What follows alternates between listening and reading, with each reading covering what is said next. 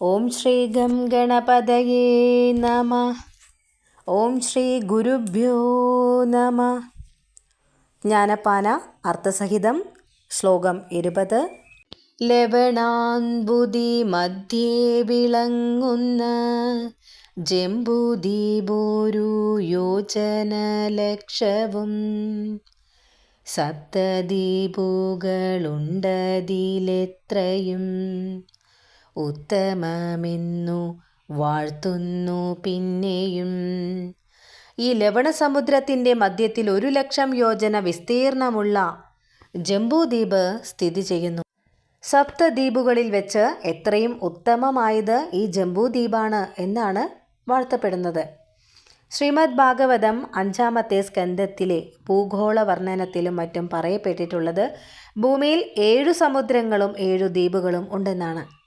ക്ഷാരോദധി അതായത് ലവണോദധി, ഇക്ഷുരസോദരി, സുരോദരി, ഘൃതോദധി, ക്ഷീരോദധി, ദധിമണ്ഡോദധി, ശുദ്ധോദധി എന്നിവയാണ് സപ്തസമുദ്രങ്ങൾ. അവയിൽ യഥാക്രമം സ്ഥിതി ചെയ്യുന്ന സപ്തദ്വീപുകളാണ് ജംബൂദ്വീപ്, പ്ലാക്ഷദ്വീപ്, ശാൽമലദ്വീപ്, കുശദ്വീപ്, ക്രൗഞ്ചദ്വീപ്, ശാഖദ്വീപ്, പുഷ്കരദ്വീപ് എന്നിവ.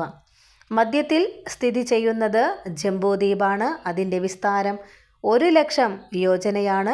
മറ്റു ദ്വീപുകളുടെ വിസ്താരങ്ങൾ യഥാക്രമം 2, 4, 8, 16, 32, 64 യോജനയുമാണെന്നാണ് പറയുന്നത്. ഇവയിൽ വെച്ച് ഉത്തമമായത് ജംബൂദ്വീപാണെന്നും പുരാണ പ്രസിദ്ധമാണല്ലോ. ഇനി ഇപ്പോഴത്തെ ഏഷ്യ വൻകരയാണ് ജംബൂദ്വീപ് എന്നാണ് പണ്ഡിതാഭിപ്രായം. ഇനി ലവണം എന്നാൽ ഉപ്പ്, യോജന എന്നാൽ 10 നാഴിക, ഇക്ഷുരസം എന്നാൽ കരിമ്പുനീര് എന്നാണ് പറയുന്നത്. ഇനി സുര എന്നാൽ മദ്യം, ഋതം എന്നാൽ നെയ്യ്, ക്ഷീരം എന്നാൽ പാല്, ദധിമണ്ഡം എന്നാൽ തൈര് വെള്ളം എന്നാണ് അർത്ഥമാക്കുന്നത്. ശ്ലോകം 21. ഭൂപത്മത്തിനു കർണികയായിട്ടു ഭൂധരേന്ദ്രനതില്ലല്ലോ നിൽക്കുന്നു.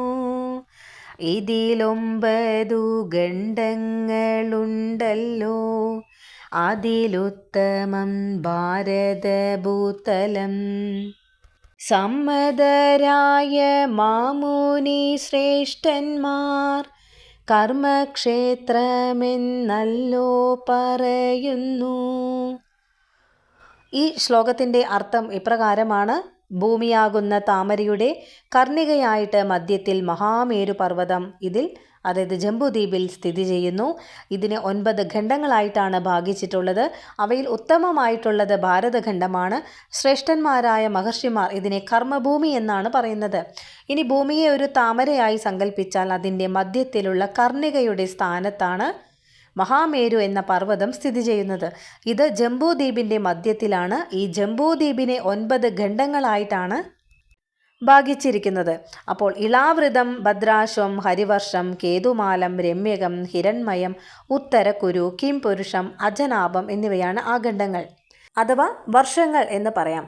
ആഗ്നേന്ദ്ര മഹാരാജാവ് തൻ്റെ 9 പുത്രന്മാർക്കായി ഭാഗിച്ചു കൊടുത്തവയാണ് ഈ വർഷങ്ങൾ. അജനാഭം വാണിരുന്നത് നാഭി എന്ന രാജാവായിരുന്നു. അദ്ദേഹത്തിൻ്റെ പുത്രനായിരുന്നു ഋഷഭൻ. ഋഷഭൻ ഭഗവാൻ മഹാവിഷ്ണുവിൻ്റെ അംശാവതാരമായിരുന്നു.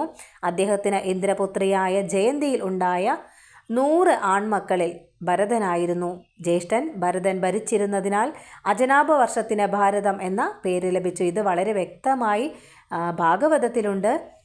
ഇനി ഭാരതത്തെ കർമ്മക്ഷേത്രം അഥവാ കർമ്മഭൂമി എന്നാണല്ലോ പറയുന്നത്. ഭാഗവതം 5-ാമത്തെ സ്കന്ധത്തിൽ 17-ാമത്തെ അധ്യായത്തിൽ 21-ാമത്തെ വാക്യത്തിൽ തത്രാപി ഭാരതമേവ വർഷം കർമ്മക്ഷേത്രം അന്യാനിഷ്ഠാവർഷാണി സ്വർഗിണാം പുണ്യശേഷോപഭോഗസ്ഥാനാനി ഭൗമാനി സ്വർഗപദാനി വ്യഭിദിശന്തി എന്ന് കാണാം. അതായത് ഭാരതം കർമ്മക്ഷേത്രമാണെന്ന ആ ഒരു കവിവാക്യത്തിന് നിദാനമായിട്ടാണ് ഈ ഒരു ഭാഗവത വാക്യം തന്നെ കൊടുത്തിട്ടുള്ളത്. ഭൂധരേന്ദ്രൻ എന്ന ആ ഒരു വാക്കിൻ്റെ അർത്ഥം പർവ്വതശ്രേഷ്ഠൻ എന്നാണ്. പർവ്വതശ്രേഷ്ഠൻ എന്നാൽ മഹാമേരു പർവ്വതം. ശ്ലോകം 22. കർമ്മബീജമതിനു മുളയ്ക്കേണ്ടു ബ്രഹ്മലോകത്തിരിക്കുന്നവർകൾക്കും കർമ്മബീജം വരട്ടിക്കളഞ്ഞുടൻ ജന്മനാശം വരുത്തേണമെങ്കിലും ഭാരതമായ ഗണ്ഡമൊഴിഞ്ഞുള്ള പാരിലെങ്ങും മെളുതല്ല നിർണയം. അത്ര മുഖ്യമായുള്ളൊരു ഭാരതമീ പ്രദേശമെന്നെല്ലാവരും ഓർക്കണം. ഈ ബ്രഹ്മലോകത്തിൽ ഇരിക്കുന്നവർക്കും കർമ്മബീജം ഭാരതത്തിൽ നിന്നു തന്നെ വേണം ഉണ്ടാകുവാൻ. മോക്ഷസാധകമായ ആ കർമ്മഭാവം ഉണ്ടാകണമെങ്കിൽ അതും ഭാരതഭൂമിയിൽ മാത്രമേ സാധ്യമാവുകയുള്ളൂ. അത്രയും മുഖ്യമായൊരു ഭൂഖണ്ഡമാണ് ഭാരതവർഷം എന്ന സത്യം. ഇത് എല്ലാവരും അറിഞ്ഞിരിക്കേണ്ടതാണ്. കർമ്മബീജം നശിച്ചാൽ മാത്രമേ കർമ്മശൃംഖല നശിക്കുകയുള്ളൂ. എങ്കിൽ മാത്രമേ പുനരാവൃത്തിയും അവസാനിക്കുകയുള്ളൂ. ശ്ലോകം 23. യുഗം നാലിലും നല്ലു കലിയുഗം സുഖമേ തന്നെ മുക്തി വരുത്തുവാൻ. കൃഷ്ണ കൃഷ്ണ മുകുന്ദ ജനാർദ്ദന കൃഷ്ണ ഗോവിന്ദ രാമ എന്നിങ്ങനെ തിരുനാമ സങ്കീർത്തനമെന്നിയേ മറ്റില്ലേതുമേ യജ്ഞമറിഞ്ഞാലും.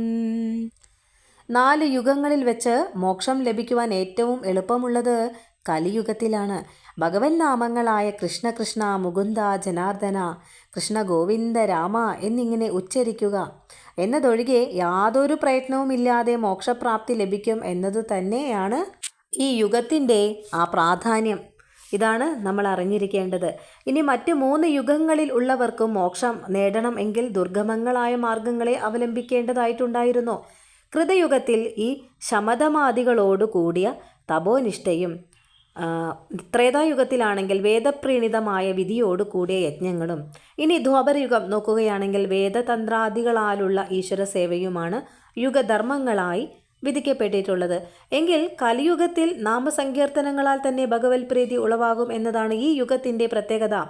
എളുതായിട്ട് മുക്തി ലഭിപ്പാനായി ചെവി തന്നിതു കേൾപ്പിനെല്ലാവരും എന്ന് മുൻപേ പറഞ്ഞ ആ വരികളിൽ, പൂന്താനം പറഞ്ഞിട്ടുള്ള ആ വരികളിൽ പ്രകൃതം വിട്ട് പല കാര്യങ്ങളും പറഞ്ഞ ശേഷം ജനങ്ങൾ ആകാംക്ഷരായി കേൾക്കുവാൻ കാത്തിരിക്കുന്ന ആ പരമാർത്ഥം ഇതാ ഇപ്പോൾ പുറത്തു വിട്ടിരിക്കുന്നു. അതായത് ഭഗവൻ നാമങ്ങളെ ഉച്ചരിക്കുക എന്നതാണ് മുക്തി ലഭിക്കുവാനുള്ള ഏറ്റവും ലളിതമായ മാർഗം. അതിനായി പൂന്താനം കുറച്ച് പുണ്യനാമങ്ങൾ എടുത്തു പറഞ്ഞിരിക്കുന്നു എന്നു മാത്രം. ശ്ലോകം 24. അതു ചിന്തിച്ചു മറ്റുള്ള ലോകങ്ങൾ 13 ഉള്ള ജനങ്ങളും മറ്റു ദ്വീപുകളാറിലുമുള്ളോരും മറ്റു ഖണ്ഡങ്ങളെട്ടിലുമുള്ളോരും മറ്റു 3 യുഗങ്ങളിലുള്ളോരും മുക്തി തങ്ങൾക്കു സാധ്യമല്ലായ്കയാൽ കലികാലത്തെ ഭാരതഖണ്ഡത്തെ കലിതാദരം കൈവണങ്ങിടുന്നു. അത് ഈ ഭാരതഖണ്ഡത്തിലുള്ളവർക്ക് കലിയുഗത്തിൽ മുക്തി ലഭിക്കുക എന്നത് ക്ഷിപ്രപ്രസാദ്യമാണെന്ന പരമാർത്ഥം മനസ്സിലാക്കിയിട്ട് ഭൂമിയല്ലാത്ത മറ്റ് ഈ 14 ലോകങ്ങളുണ്ടല്ലോ, ആ ലോകങ്ങളിൽ ഉള്ളവരും പിന്നെ ജംബൂദ്വീപല്ലാത്ത മറ്റ് 6 ദ്വീപുകളിൽ ഉള്ളവരും ഭാരതമല്ലാത്ത മറ്റ് 8 ഭൂഖണ്ഡങ്ങളിൽ ഉള്ളവരും ഈ കലിയുഗമല്ലാത്ത മറ്റ് 3 യുഗങ്ങളിൽ ഉള്ളവരും തങ്ങൾക്ക് മുക്തി ലഭിക്കുക എന്നത് അസാധ്യമാകയാൽ കലികാലത്തിലുള്ള ഭാരതഖണ്ഡത്തെ അത്യധികം ആദരവോടുകൂടി വന്ദിക്കുന്നു എന്നാണ് വ്യക്തമാക്കിയിരിക്കുന്നത്. കലിയുഗത്തിൻ്റെ അധിപനായ കലി അധർമ്മത്തിൻ്റെ മൂർത്തിമദ്ഭാവമാണല്ലോ. ഭഗവാന്റെ സ്വർഗാരോഹണത്തോടുകൂടിയാണ് കലിയുഗം ആരംഭിച്ചത്. പരീക്ഷിത്ത് മഹാരാജാവ് ഒരു ഘട്ടത്തിൽ ഈ കലിയെ നിഗ്രഹിക്കുവാൻ ഒരുങ്ങിയെങ്കിലും കലിയുഗത്തിൽ മനുഷ്യർക്ക് അവർ ചെയ്യുന്ന സൽക്കർമ്മങ്ങളുടെ ഫലം വേഗത്തിൽ ലഭിക്കുമെന്നതിനാൽ അദ്ദേഹം കലിയെ വധിക്കാതെ ചില പ്രത്യേക സ്ഥാനങ്ങളിൽ മാത്രം ഒതുങ്ങിക്കഴിയുവാൻ നിർദ്ദേശിക്കേണ്ടായി. കലിയുഗത്തിൽ നാമസങ്കീർത്തനം കൊണ്ട് മാത്രം മുക്തി ലഭിക്കും എന്നത് ഈ കലിയുഗത്തിൻ്റെ ഒരു പ്രധാന പ്രത്യേകത തന്നെയാണ്. അതിനാലാണ് മറ്റ് യുഗങ്ങളിൽ ഉള്ളവർ കലിയുഗത്തെ പ്രകീർത്തിക്കുന്നത്. മറ്റ് യുഗങ്ങളിൽ ജനിച്ചവർക്ക് മോക്ഷം അസാധ്യമെന്ന് പൂന്താനം പറയുന്നുണ്ടെങ്കിലും അത് ക്ഷിപ്രസാധ്യമല്ല എന്നുള്ള അർത്ഥമേ എടുക്കേണ്ടതായിട്ട് ഉള്ളൂ.